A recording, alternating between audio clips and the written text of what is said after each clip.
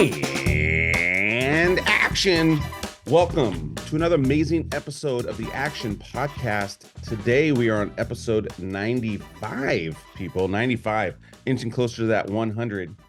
And we've got a slate of films here, 5 to be exact. Our first film is the surprisingly successful box office success, Godzilla x Kong. What are those numbers? We'll go over it Okay. when we review the movie. Thanks, though, Pete. Okay. Next, we'll do Asphalt City Mhm. with Sean Penn and Sheridan. Then we'll review the new Liam Neeson film, In the Land of Saints and Sinners. The new, Worst accent I've ever heard. Was that even? Yeah. I was in between two different accents there. That's a new Liam Neeson film, like I mentioned. In the Land of Saints and Sinners, then. It's just like, what is that? Lucky Charms. Yeah. You might as well get all happy and dancing about it, you know? There you go. Then we'll do the Steve Martin documentary, Steve, ! That's on Apple Plus TV Plus. Right. And lastly, we'll briefly talk about Freaknik. Freaknik. There you go. That's on Hulu now. That's a documentary. On Hulu right now. Awesome. So let's get into it, Pete. Godzilla. Yeah. Like I mentioned, this movie is doing surprisingly well. This will be we're just about to enter the second weekend that it is out. So, and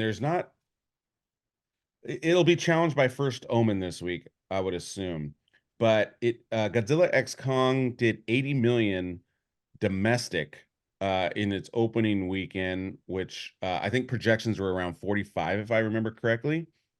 And it grossed worldwide 214 in one weekend, budget 135. I don't understand. I just don't understand. So I believe it's already made its money, which is obviously good for them. Right. Now, I'm going to start first, Pete, because I feel please. I want to start this podcast off positive. Start it positively. Yeah. But I'm going to give you some stats first, people. I want to give context because I think context is important with this film. We're not reviewing Godfather, okay? It's very important to understand that. And so I want that. That's clear.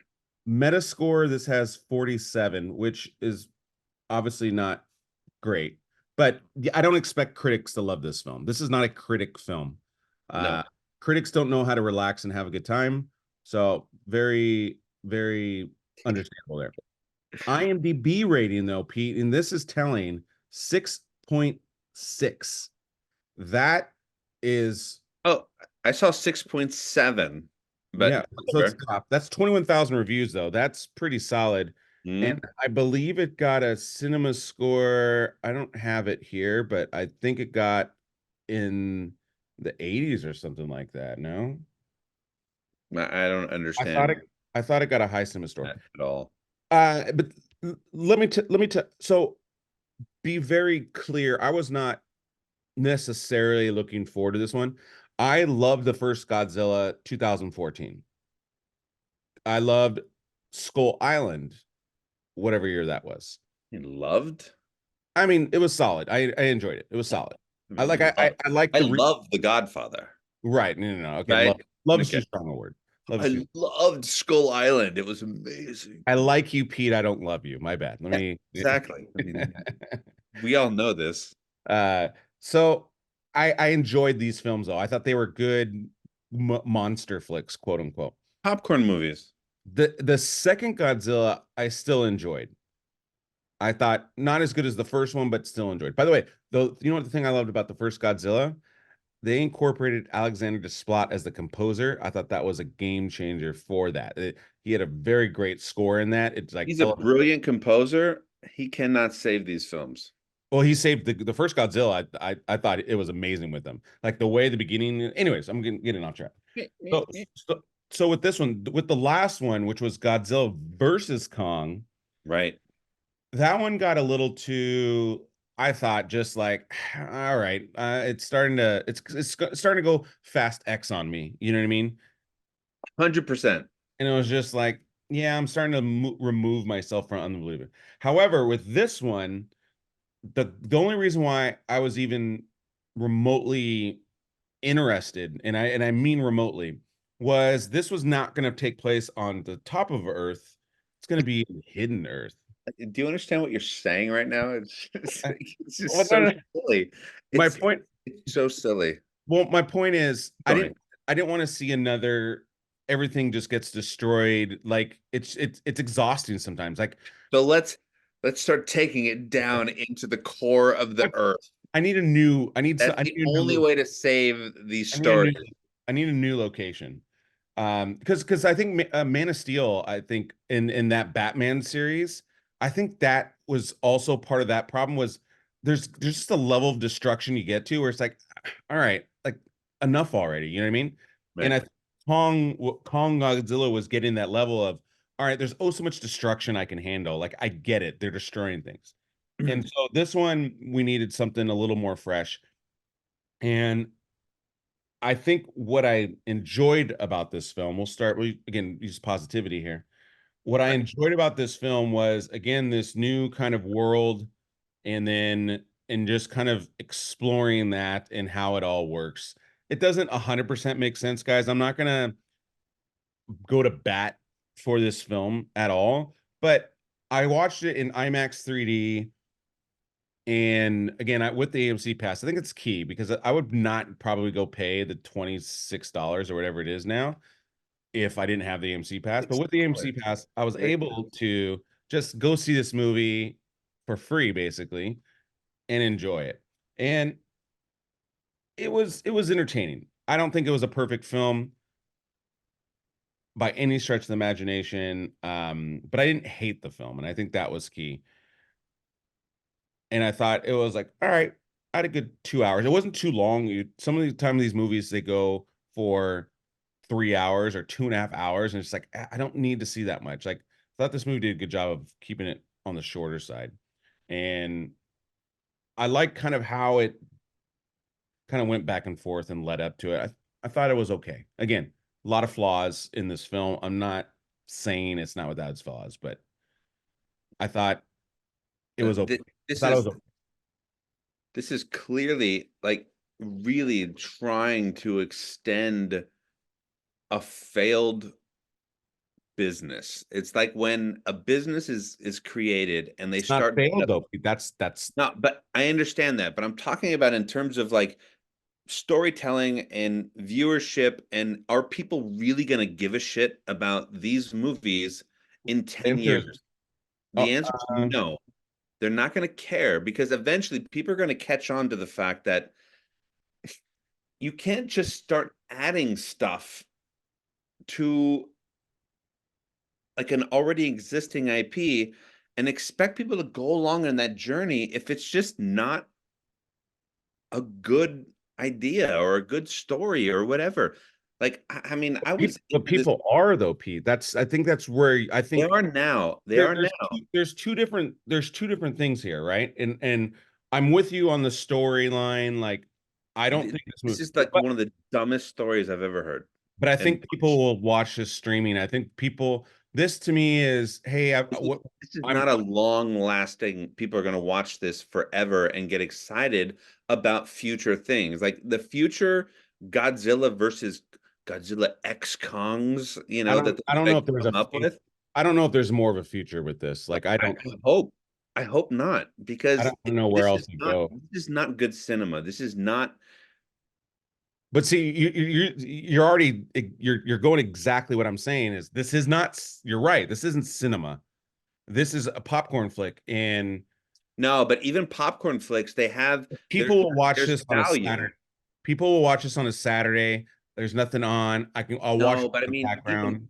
even action flicks that are just popcorn because it's all explosions and it's like war and like, oh, this is like a recon mission for like some Navy SEALs or whatever. Like there's purpose to it. Like Yeah. there was nothing that made any sense to this movie.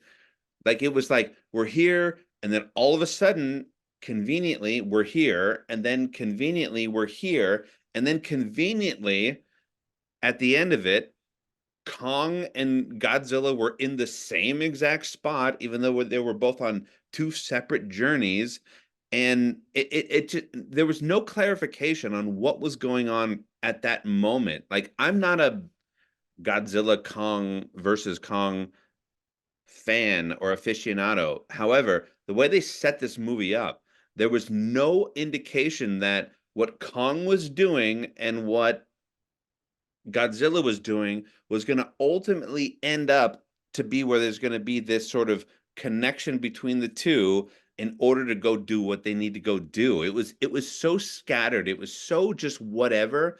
It was completely reliant on whatever CGI that they wanted to kind of throw at us. This is not a good movie. This was just bad. And there's something really bizarre about Godzilla taking a baby monkey and beating the shit out of other Godzillas just to move to the next spot in terms of like, oh, but now we're still friends, even though I just used you as like a little club. Like, it's just a bizarre movie. It's bizarre. And I don't understand why people gravitate towards this. That's just my own opinion. Paul just said it's clearly blowing up at the box office. I just don't understand what people are looking for in terms of filmmaking and movies and story and Well, performance.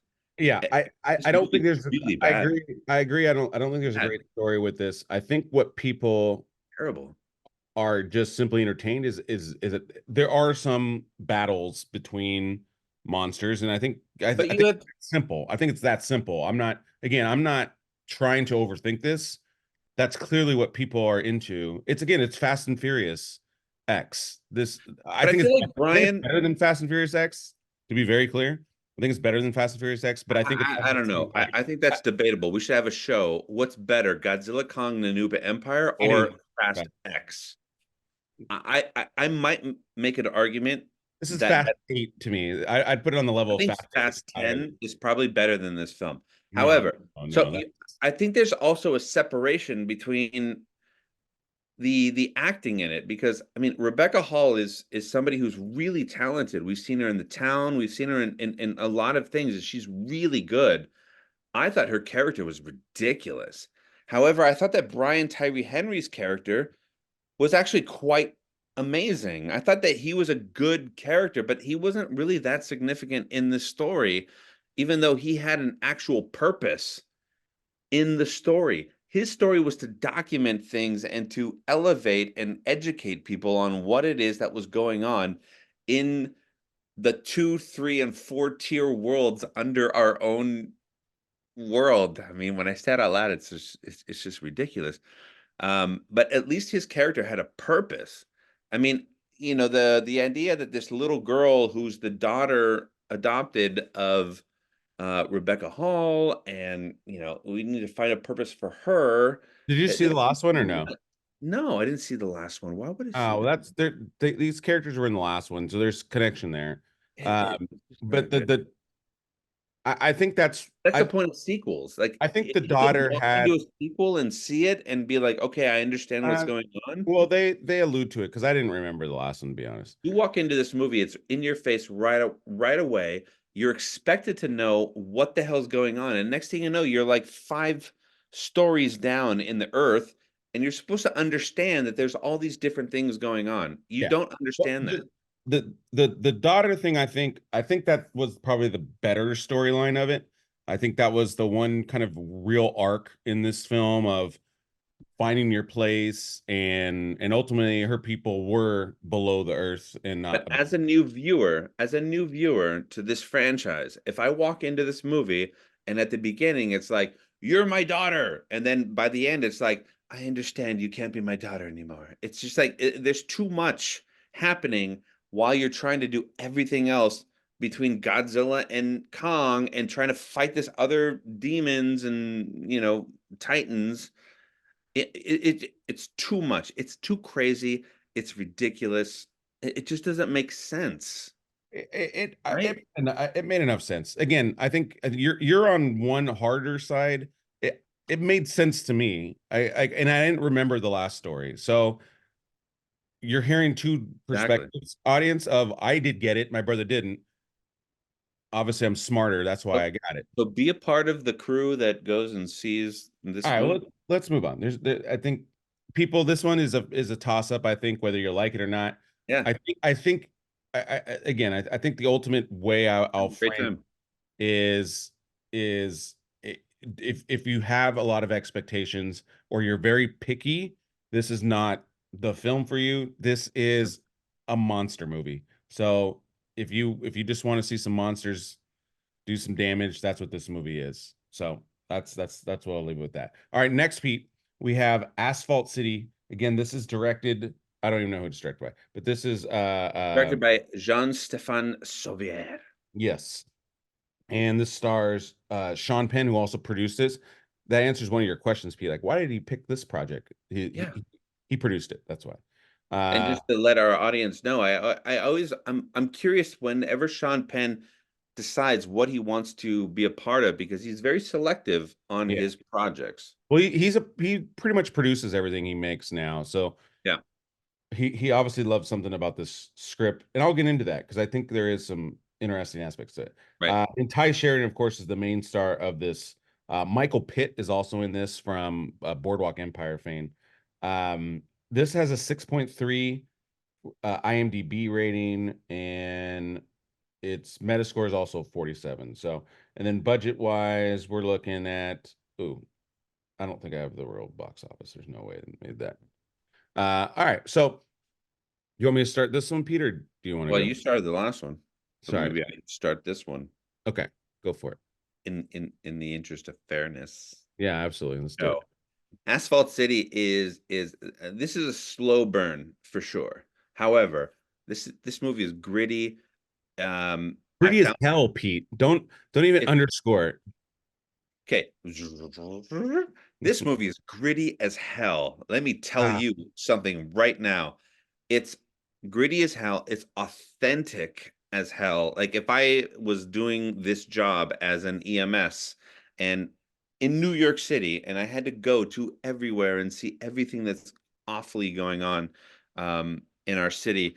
Um, everywhere but the high end parts of New York City, mind you. yeah, exactly. None of the They're never at Central Park West. You know what I mean? But they're always in like the worst parts of town or did not whatever. take place in malls. Um, the performances are great. This is a slow burn, like I said, and it's a good movie. It's a good watch, but you have to anticipate the fact that you're going to need to go on to a journey in order to get to the end, and you have to be invested in the characters. Um, you have to understand what Sean Penn is doing with his character and Ty Sheridan, what his role is in this story. Even though he's the main one, you have to understand the role. Michael Pitt is such an asshole in this movie, and he's so good Yeah, as that character. Mike Tyson is in it as like the chief of like this department. I didn't understand the casting, but I thought he was fine. I mean, he only had like 5 lines in the yeah, whole movie, and he came in and he nailed his lines or whatever. But this is a good performance-driven movie, and the reality of what you're watching and like what you feel during these moments are really intense. yeah, Um, I don't know if I would give it a 6.2 or 3 because I had 6.2. I would go just a touch higher just because of the performances themselves. I thought Ty Sheridan crushed this role because he came in as this novice, this hopeful kid who's going to make a difference, but also wants to become a doctor at some point. So this is almost like a stepping stone for him to right. advance to the medical world. And then Sean Penn and Michael Pitt and life and what he experiences is almost giving him it not only knocked him down to the point where he wanted to quit, but it also kind of showed him maybe this is what he's supposed to do and he's not supposed to be a doctor, right? Yeah, So Ty Sheridan's character goes through some massive important transformations and what he deals with. You're there with him every single moment and you feel all of it. I loved his performance. This is a good movie. I would watch it for sure at least once. Um, yeah, but this movie didn't get any It, marketing at all. yeah, I mean, I saw a couple trailers for it. Obviously, I'm probably more in tune than the average viewer. I'm with you, Pete. Like I said, gritty as hell. This is the hardest film I've The ever baby seen. scene. Oh, This is the hardest film I've ever seen about paramedics. There's I've been racking my brain to try and figure out like what movie is kind of in this ballpark, and there's not, I don't think there's any. I think that's where this film, I think maybe that's like you asked your question, like, why would Sean Penn do this film?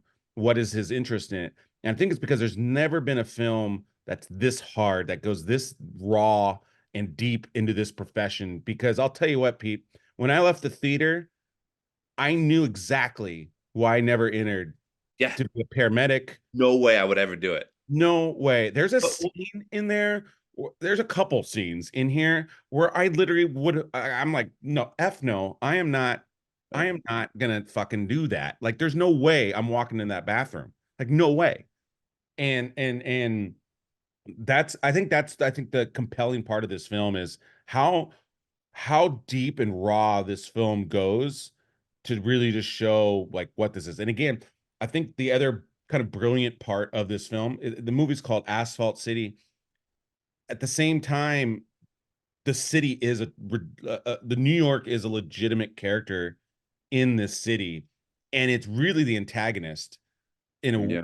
a weird way. It's the antagonist because you can't beat it. It's really that's kind of what part of the film is, like you want to try and beat it and think you can, but it's gonna knock you down, because that's how a lot of people live in New York, and that there's a reason why it's that kind of Yeah, and there's, that Asphalt City, it's very it subscribes to that whole Bob Marley song, like Concrete Jungle. Like yeah. there's this crazy amount of chaos and death and violence and blood that is inside of like an asphalt city, a concrete jungle that is very unknown to a lot of people. I think that the biggest comp, if I can try and make a comp to this, would be like Bringing Out the Dead, which came out like in Oh, I think I know what you're 99, saying. and that movie was a little bit more extreme in terms of like how that was a Scorsese film, right? That was Nick Cage, right? John Goodman. Um, I was thinking of a different movie.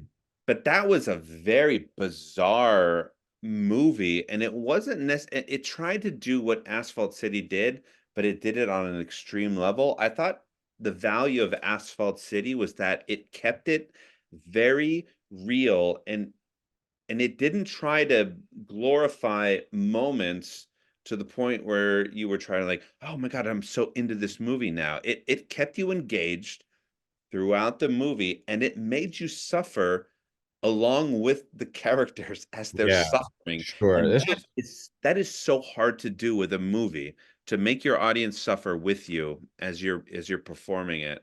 Yeah, this was easily the Might most jack up my rating higher as this I was the talk most about it. uncomfortable I've ever been watching a movie. Yeah. Um, it's different than like a horror movie or things of that nature. Hmm. But for a non-horror film, this was like the most uncomfortable I was. I almost felt sick at one point, just again how gritty and raw.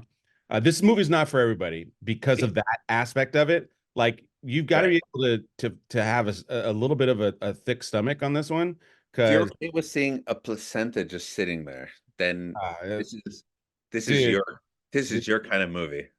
And I think, going to your point, Pete, like when you're talking about like storyline, this movie doesn't really have your traditional storyline. This is almost like a Right. documentary in a way, where it's just like you're kind of along for the ride and you don't know what's next. You don't really know where this story is going. I couldn't tell you after 40 minutes, like, I don't know where this story is going. There wasn't a clear, and No, I'm okay you're with right. 100%, because my initial notes were exactly that. I'm like, I don't know what they're trying to accomplish with this story. Is this just a journey? Is this just a day in the life? I had that same Yeah. thought. I'm like, Now what am I watching? it does have the arcs. It does. So to be, it is a good script, I think, but it's the gritty and rock. And Training Yeah. Day would be my comp for this without the like massive corruption element to it.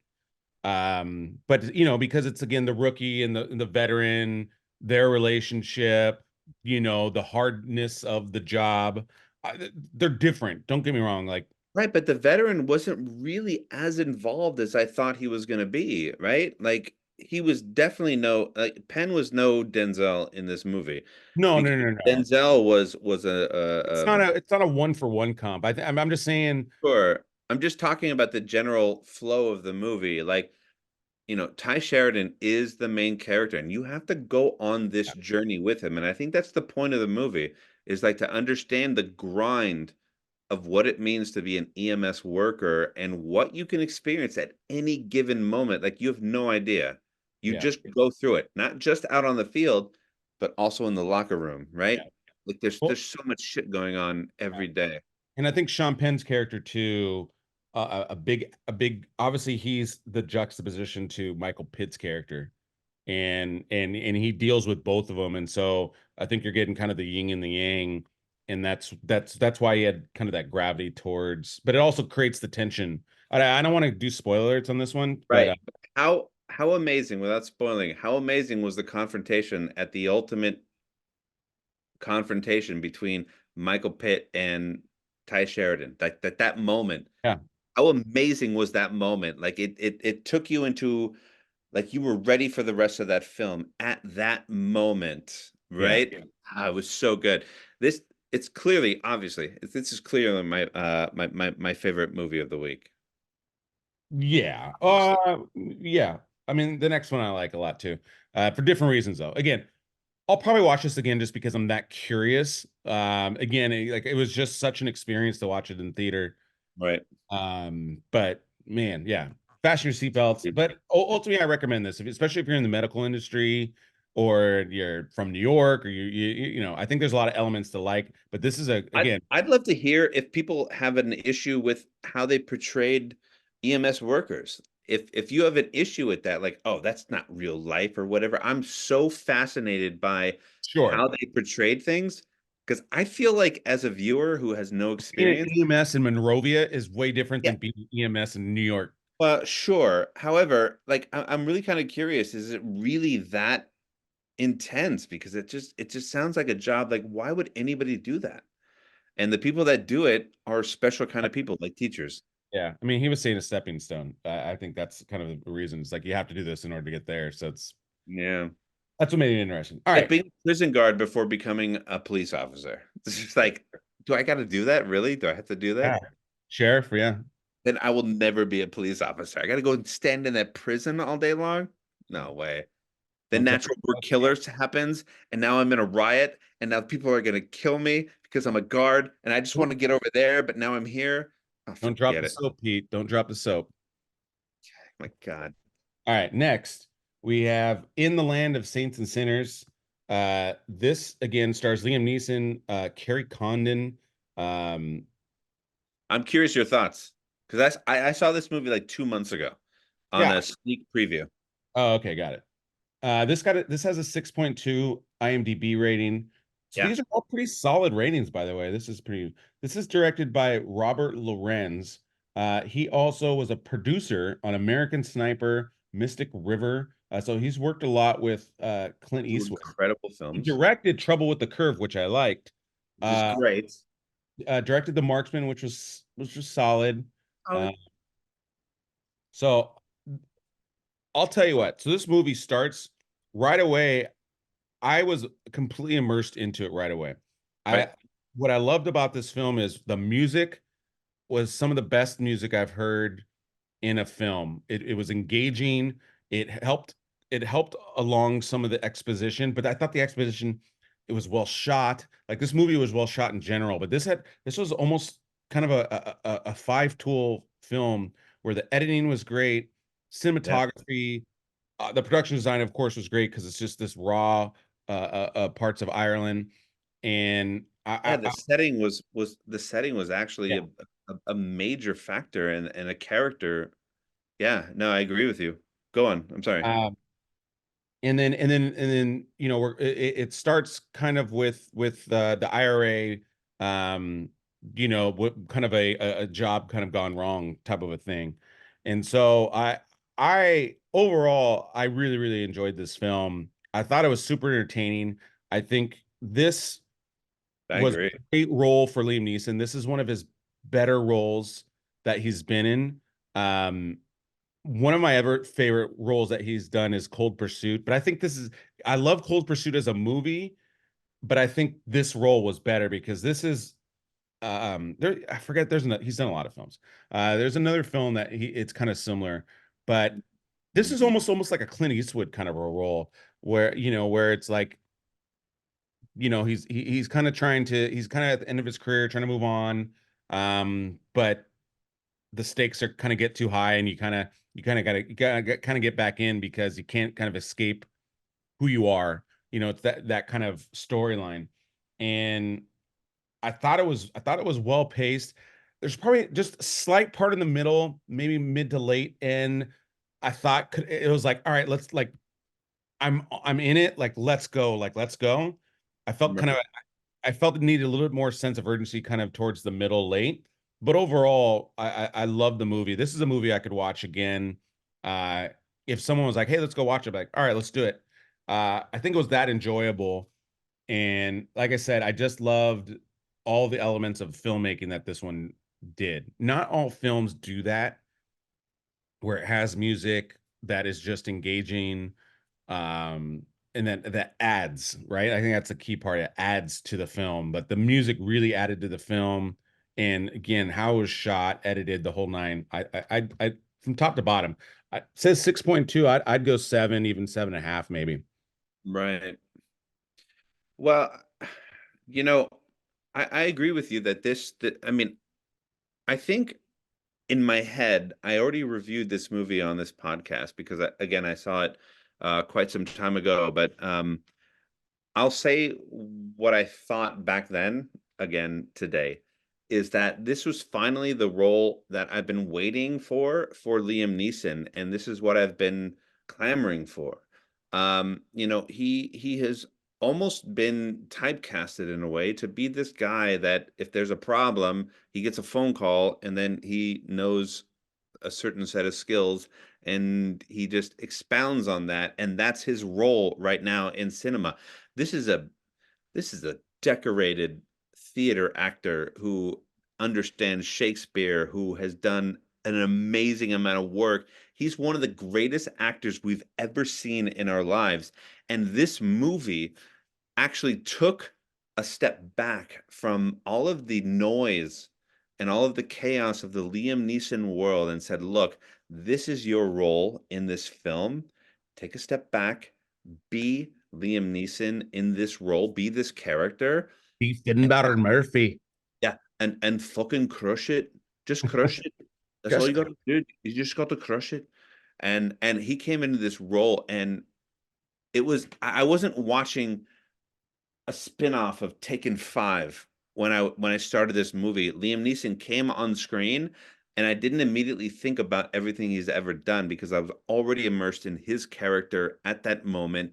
And yeah. then the journey that he went through was fantastic. This was one of my favorite movies a couple of months ago, and I thought it was well done because it took you on that journey that we're talking about, and that we didn't see Liam Neeson as that over the top, like, I'm just going to go and kill everybody. He was a normal human being Yeah. who was involved in a world, and that was the world. It would be like if I lived in Iraq, and look, my job in Iraq was to, go and round up people who weren't on my side, and I had to go and shoot them or whatever. Like, it was a very matter of fact way of life, and that was his life. He was a part of this world, and they double crossed him, and he's gonna now Yeah. go and mess everybody up. Not Taken style, but he had to go and make things right. And Yeah. really well done movie. This to me had the real je ne sais quoi of What? Irish Western. You know what I mean? Like this This is was such a this Western movie, this is 100%. almost like in a way like a poor man's Irish Unforgiven. Right, He- right. Because he's the uh, old guy that comes back. He's back. He's trying to leave that, but then at the end of the day, this is still You he's got that douchebag that's like messing everything up, who eventually yeah, gets killed because yeah, like fuck off. yeah. Um, That's a Ciaran, great comp. Ciaran Hinds is in this as well. I love him. He's My so good. Yeah, my favorite role is he was the president in Some of All Fears. He was the Russian president in Some of All Fears. This guy is very diverse. What do you know what his actual ethnicity is? No, what was his name again? Ciaran Hinds? I mean, he must be Irish, I think, because almost everybody in this movie is Irish, Name. or it might be Kieran Hinds too. I'm not sure. If it's Kieran, Oh, yeah, born in Belfast, North Island. I've just never seen that name. He doesn't have a. It's probably Kieran Hinds because it's definitely Kieran Hinds. okay. Anything. Yeah, but he's been in tons of stuff. I mean, you've seen him all over the place. Harry Potter. Um, but yeah. So this guy actually is Irish. Yeah, everybody in this, I think, is Irish. This is not, they do a good job. I mean, this is Yeah, authentic. no, they didn't pull any punches. Like it was clear. But yeah, like I said, this His, movie, his best role, I felt like, was in Road to Perdition, when it was like oh he was yeah, the guy that finally stood up to Daniel Craig's character, right? And he's just like, my brother didn't do this or whatever it was, and he's such a great actor, and you've seen him in a bunch of stuff. yeah, 100%. yeah, it was great. Another guy was in this, uh, who I love is Colm Meaney. He was in, I believe, Con Air, right? Yeah, Con Air. He was Con Air. He was the one with the car, and Nicolas Oh, Cage messes with him in the car. that's why I couldn't find him. Ciaran Hinds. Like, Yeah. Jesus, I didn't know how to spell that name. Again, this movie has all literally like the best Irish actors. This is awesome. Check it This is out. the cream of the crop of Irish actors, and they're all amazing. I wish what's his name was in it, because he's my favorite of all time. Uh Irish actor? uh what's his fucking name? I'm blanking right now. He's my favorite actor of the past couple of years. He played the Penguin. Oh, he's not Irish, I don't think. Colin Farrell's not Irish? No, I thought he was Australian, no? I All could right. be. This is all going to be cut out, but This- I'm pretty sure Colin Oh Farrell no, is. you're right. He's one of Ireland's biggest stars. Yeah. Yeah.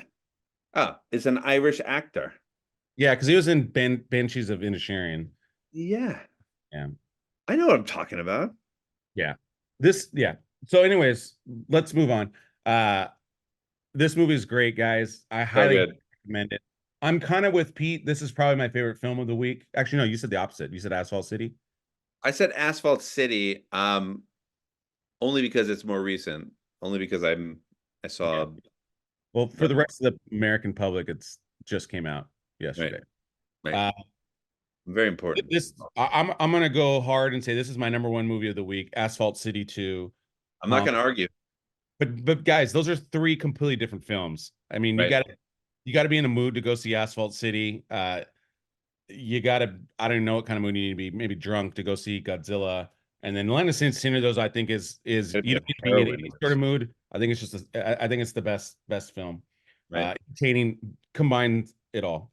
All right, Pete, next jump into the documentary of Steve Martin. Steve, that's on Apple Steve, TV Plus. exclamation point, parentheses, lowercase Martin, a documentary in two pieces. Like this is like ridiculous. This is so Steve Martin to make even the title of his documentary absolutely ridiculous.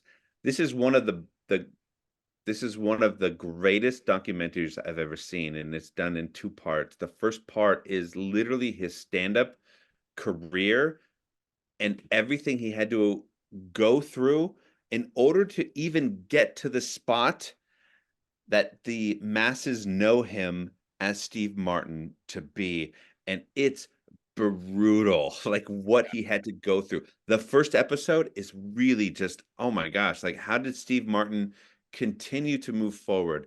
And then the second half, He of wasn't course, young. He wasn't young. no, he wasn't young at all.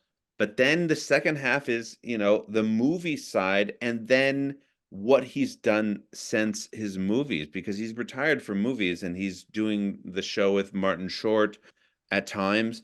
Um, this is one of the best documentaries I've ever seen. It got a 7.7. I would give it an 8.5 easily. This was one of my favorite things I've ever seen in terms of documentaries outside of Pearl Jam 10. Yeah. This is just fantastic. This is a great watch. Yeah. If you don't have Apple Plus, TV Plus Extreme, then you should get it and watch this documentary just for that. And then you're going to get a ton of other content on top of it. Yeah, I haven't seen the second part yet. I've seen the first part, but I'm kind of with you. Like, it really is a journey. And if you're a fan of stand-up comedy, or you like the process, or you like to see people's process, this definitely is for that. Like, to see his mindset on how he approached his own comedy, what he was trying to do, him almost teaching the audience his style, and because he was an innovator in stand-up comedy. Nobody was doing really what he was doing. He had his inspirations, but he had a different background, You know, magician versus your traditional stand-up comedian. And so right. that journey, I thought, is really interesting.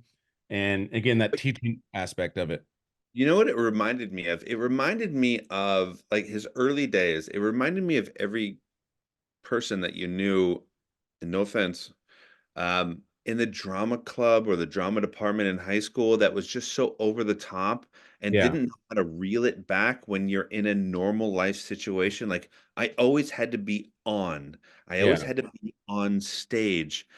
And Steve Martin was one of these characters that did that on stage, but then was such a recluse in his personal life. Like what you saw on stage was like what he was trying to accomplish versus that's who I am in everyday life, who's just annoying, right? Like at least in his personal life, people are like, I don't think I ever knew Steve Martin as a real person because he Yeah. never let me in. He was the drama club guy that you knew, but actually did it proper, right? Like he honed in his skill. It's amazing. Great watch. Go Yeah. watch it. And he worked on it, and he pushed himself. Again, really interesting. Again, talking about you, it's great to see again kind of the decisions he made to help elevate himself, the risks he took. So again, if you're a stand-up comedian, you're in stand-up comedy, you're interested in that world, this is interesting because again, I think you're going to learn a lot about stand-up comedy, and of course Steve Martin. Or entertainment in general, and talking about just the actual perseverance of what Yeah. it takes to get your job done. If you love what you're doing so passionately, you don't stop doing it. That's Steve Martin's tale because Yeah. nobody gave a shit for the first 10, 15 years of what he was doing, Yep, for and sure. then he just exploded, right? So you never know what's going to happen. Yep. All right, next we have Freaknik. This is a story of one of the craziest parties ever. It takes place in Atlanta, and I don't. I'll be kind of quick with this, Pete, and then you can kind of finish off. Yep. But this is a huge kind of cultural event. I just saw it on Hulu. I wasn't even sure kind of what it was about, but that's what Yeah. kind of interested me. It just said kind of the craziest party or whatever. But everybody from the South, you're talking about, like, especially in the hip hop scene, Jermaine Dupri, um, Usher, even, I think. I forget some of the names off the top of my head right now, but they Yeah, all for talk, sure. they all talk about this. Dupree was the godfather of that hip hop Ludacris, world down there. Ludacris, I even think Nelly, maybe. Pretty much, but this was a this kind of talk about where the party, this was like an annual thing during spring break, and this just became a cultural event in the South. I think its heyday was considered the 90s, right? Is that right, Pete? Yeah, Maybe the 2000? inception was during the 80s. 80s, yeah. The 90s it started to really blow up, but then you saw a cultural shift in what hip hop was Yeah. doing at that moment. And so it really is a journey of and the importance of how it started and the reasoning behind how it started, what it became, which was a phenomenon and actually gave us visibility to all these amazing, incredible artists and creative people. And then ultimately, of course, because we have to break everything down, what happened in order to, cause things to make it not so positive anymore, Right. even though it resulted in the most positive stuff that you've ever seen in your life. It's Yeah. crazy. It's a great documentary. It's on Hulu. You can watch it today. It's fantastic. Yeah. Yeah. Yeah. Check it out. It's interesting. It's very I interesting. love a good documentary, so I'm down. I Yeah, love and I like learning about stuff. I've never even heard of it. So this I was loved it. It was uh really well done. yeah, I agree. I agree. Awesome. Well, that's gonna wrap it up for this episode. Next week on tap, we have The First Omen, which, if you're not familiar, this is gonna be a prequel of The Omen, This Pete. looks frightening as hell. Yeah. The trailers are frightening. Fasten your seatbelts on that one. And then also next week will be Monkey Man. Jordan Peele is executive produced, and Dev Patel directs and stars in this one. Great. So we'll check those out. We'll also And try to watch Late Night with the Devil, which we've heard amazing things about, but I don't think I've seen it around lately. And in the theaters, in the theaters, from what I've heard, this is one of the best movies you're going to see this year. So got a real I high. can't wait to see it. Awesome. Well, with that, also make sure you check out. We just released one of our classic movies, Ghostbusters, because the new one just came out. Make sure you check that one out.